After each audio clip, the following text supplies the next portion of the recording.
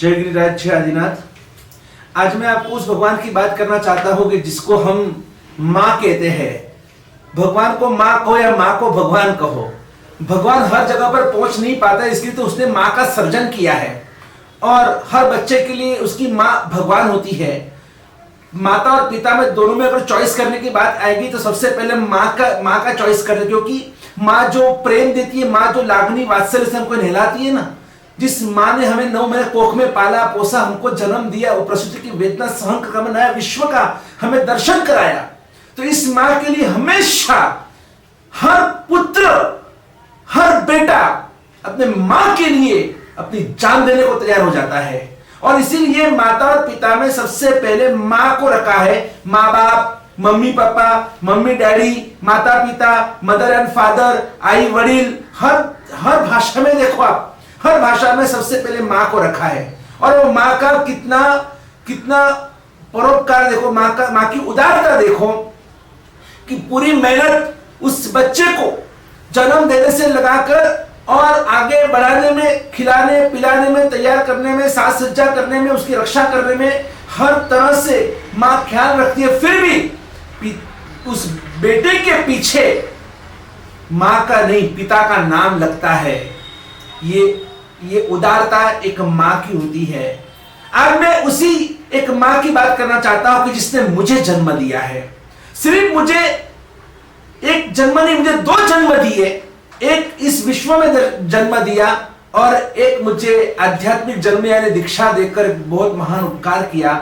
मेरे छोटे भाई को भी उन्होंने दीक्षा दिलाई।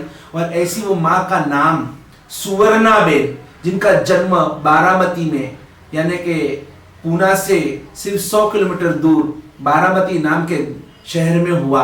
और पिता रमन भाई और माता सुभद्रा बेन के कुख से 5 बेटे और बेटियों का जन्म हुआ।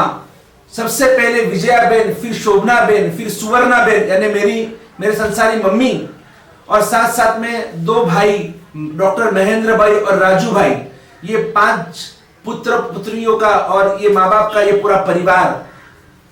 और जब सुवर्णा बेन की शादी पूना में वाड़ावाला परिवार के मेरे संसारी पिताश्री अशोक भाई चिमनलाल मानेचर वाड़ावाला, हमारा छोटा सा गांव है वाड़ा, जो पूना से 70 किलोमीटर, राजगुरु नगर से 25 किलोमीटर दूर है। तो ऐसे हम वाड़ावाला परिवार के रूप में हम विख्यात है। और पिताश्री अशोक भाई के जो मैकेनिकल इंजीनियर थे, और इन दोनों ने हम 3 पुत्रों को जन्म दिया। बड़े भाई कल्पेश, डॉक्टर कल्पेश भाई, मेरा संसारी नाम था नीलेश और मेरे छोटे भाई का नाम था शैलेश। और हम तीनों ऐश कल्पेश, नीलेश, शैलेश, हम तीनों की जोड़ी थी। और इन दोनों माता और पिता ने मिलकर हम तीनों को इतने संस्कार दिए। जब शादी हुई तब मम्मी के ऐसे भाव नहीं थे, संयम के अरमान नहीं थे। धर्म करना अच्छा लगता था, लेकिन दीक्षा लेनी ही है ऐसे कोई अरमान नहीं थे। लेकिन जब पूना में कस्तूरी चौक, गणेशपेट, डाड़ाली में जहां पर हम रहते थे, और गोड़ी जी संग मंदिर जो पूना का आज नाक है, बाजू में ही ओसवाल मंदिर, गोटीवाला धड़ाका ये मंदिर, और उसके बाजू में वापस पोरवाल मंदिर, 3 मंदिर जहां पर स्थित है और जहां पर जिन शासन की रौनक फैला रहे हैं। और बस यहाँ से सिर्फ 5 मिनट दूर हमारा घर है।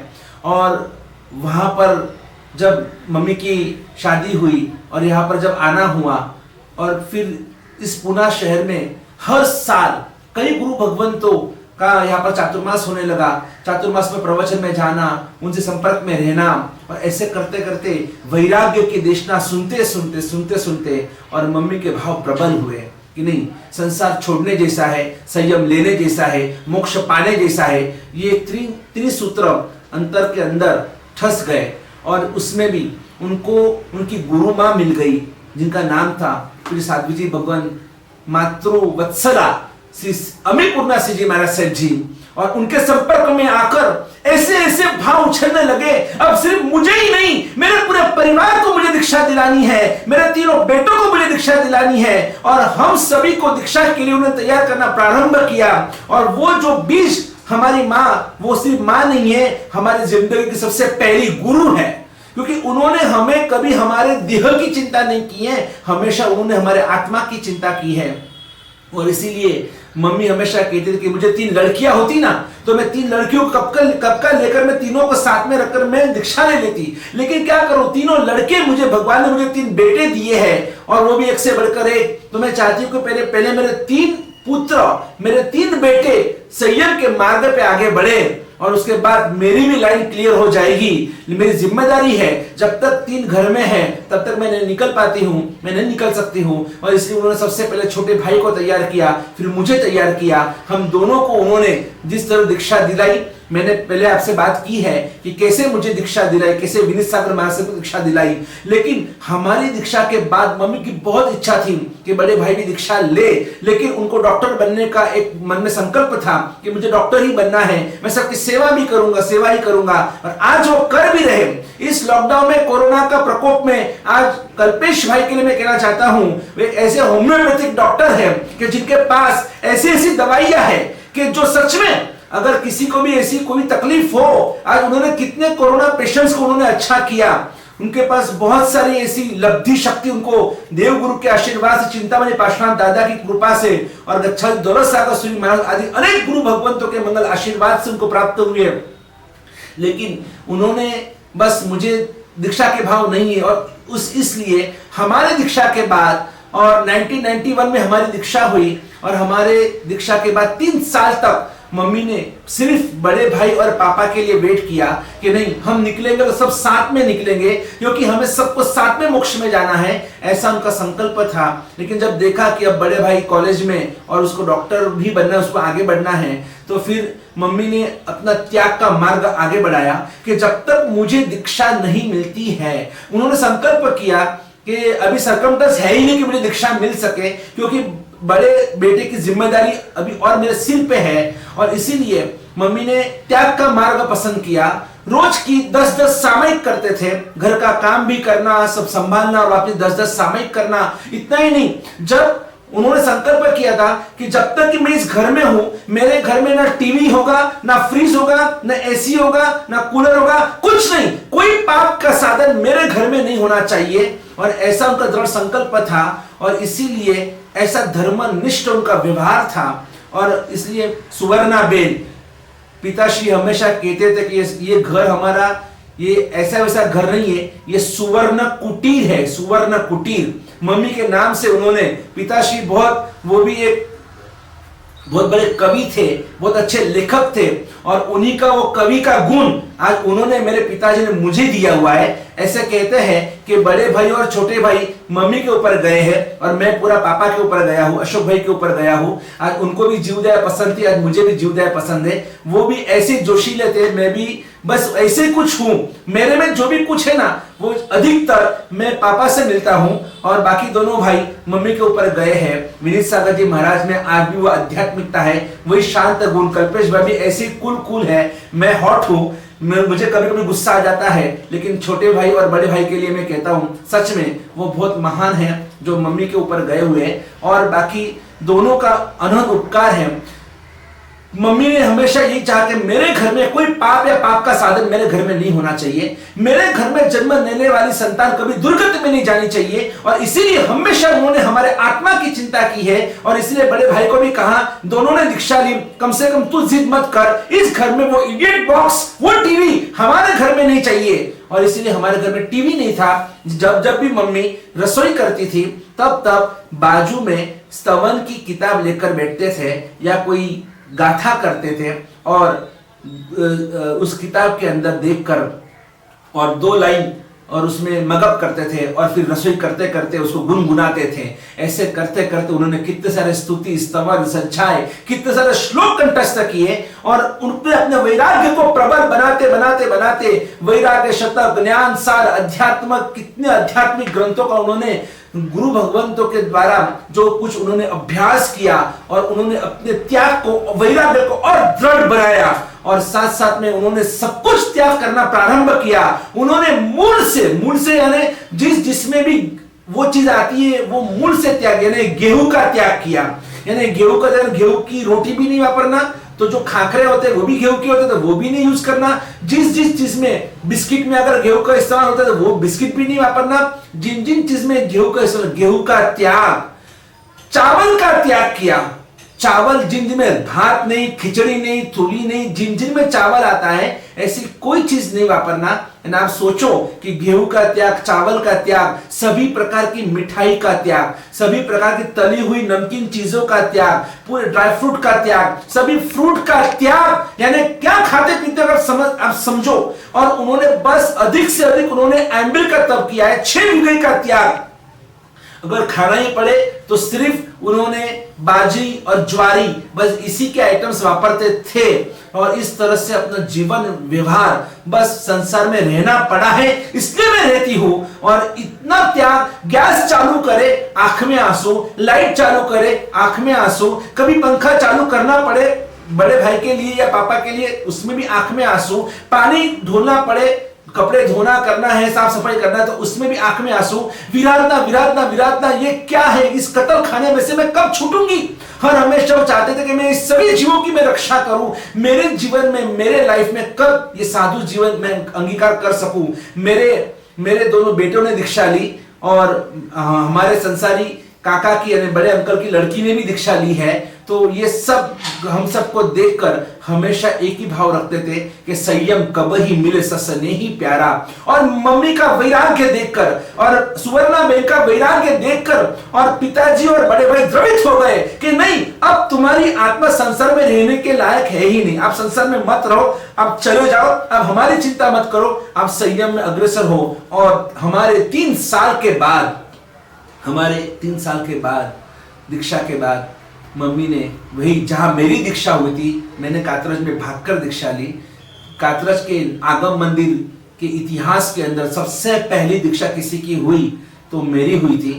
और सबसे पहली अगर श्राविकाओं में किसी की दीक्षा हुई है तो वो मेरे संसारी माताश्री सुवर्णा बेन की हुई। और वो कातरज का वो माहौल, जेठ वद बीज, यानी कल जो हमारा दिन आ रहा है वो आज से 26 साल पहले, और धूमधाम से हाथी की अंबाड़ी के ऊपर वरघोड़े के साथ। और पिताश्री और बड़े भाई की उदारता देखो कि उन्होंने अपनी चिंता न की। तब तो भाई की उम्र जैसे मैंने 15 साल की उम्र में दीक्षा ली, बड़े भाई मेरे से 1 साल बड़े हैं, 16 साल की उम्र थी तब जब मैंने दीक्षा ली। और 3 साल के बाद उनकी उम्र 19 साल की होगी बड़े भाई की। और घर में एक भी लेडीज नहीं, 3 दिन तक अगर सिर्फ ना अंतराय के दिनों में अगर घर में अगर एक ही लेडीज और अगर वो अंतराय में बैठ जाए तो घर में कितने प्रॉब्लम्स होते हैं आप सभी को पता है।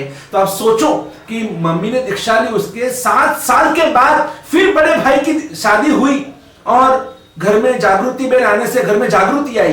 लेकिन वो 7 साल किस तरह से पापा ने और बड़े भाई ने निकाले होंगे, मैं उनका अभिनंदन करता हूं कि जिन्होंने मम्मी को परमिशन दी। और आज देखते देखते और उस कातरज में जो धूमधाम से दीक्षा हुई थी, जो माहौल था, जो एक जबरदस्त एक वातावरण, वैराग्य में वातावरण था, आज देखते देखते और वो सुवर्णा बेन में से वो बने पूज्य साध्वी सिद्धि पूर्णाश्री जी महाराज साहब, जो सिद्धि को पाने के लिए अपना पूर्ण समर्थन, अपना पूर्ण पुरुषार्थ उस सिद्धि गति को पाने के लिए जो लगा रहे हैं, ऐसे सिद्धि पूर्णाश्री जी महाराज साहब आज देखते देखते 26 साल बीत गए और आने वाले कल 27वें साल में प्रवेश। 27 गुण साधु के होते हैं और वही 27वें साल में बाबा महाराज साहब जी का इस संयम जीवन में पदार्पण हो रहा है, प्रवेश हो रहा है। बहुत खुशी है मुझे कि जिन्होंने हमें दीक्षा दिलाई और खुद ने भी इस मार्ग को पसंद किया। ये ऐसी आदर्श माता है, ऐसी श्रेष्ठतम माता है। आज 12-12 शिष्य और प्रशिष्या और बाबा महाराज साहब जी के सानिध्य के अंदर संयम धर्म की उत्तम से उत्तम आराधना और साधना कर रहे हैं। और भी कितने मुमुक्षु बाबा महाराज साहब जी आज एट द एज ऑफ 68, जब आप समझो अभी उनकी उम्र 68 साल की है और जब 26 साल दीक्षा को हुए तो किस उम्र में उन्होंने दीक्षा ली होगी?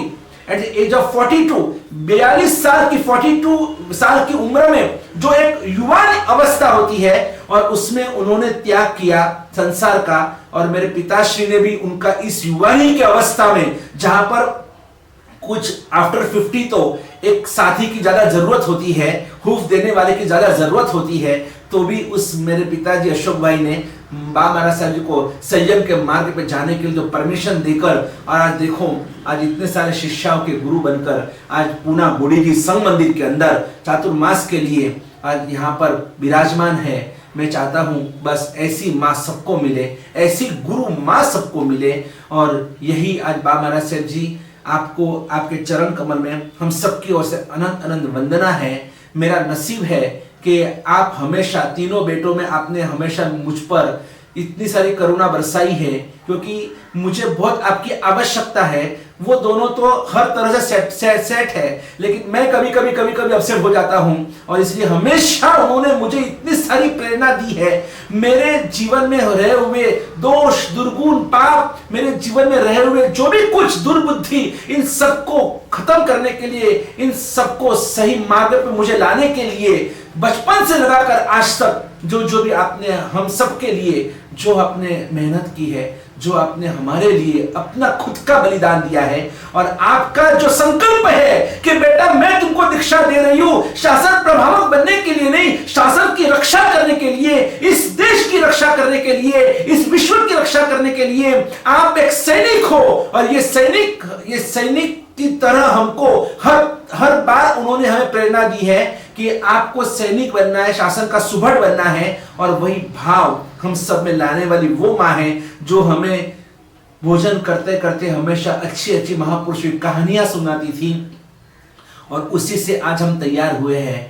घर में टीवी था ही नहीं, आज बच्चों को टीवी के सामने बिठा दिया जाता है और फिर बच्चे खाते खाते टीवी देखते हैं। हमारी माँ ने हमें खाते खाते हमको कहानियां सुनाई हैं। और ऐसे अगर हर माँ अगर अपने बच्चे को संस्कार देगी ना, हंसी नहीं, मजाक नहीं, ऐसा कोई गलत व्यवहार नहीं, हमेशा हमें अच्छे से अच्छे संस्कार दिए हैं, इसीलिए आज हम इस मुकाम तक पहुंचे हैं। ऐसी हमारी माँ को, हमारी गुरु माँ को 27 साल के प्रवेश में हम बहुत हम अभिनंदन देते हैं, और हम सबकी ओर से उस माँ को हम वंदन करते हैं।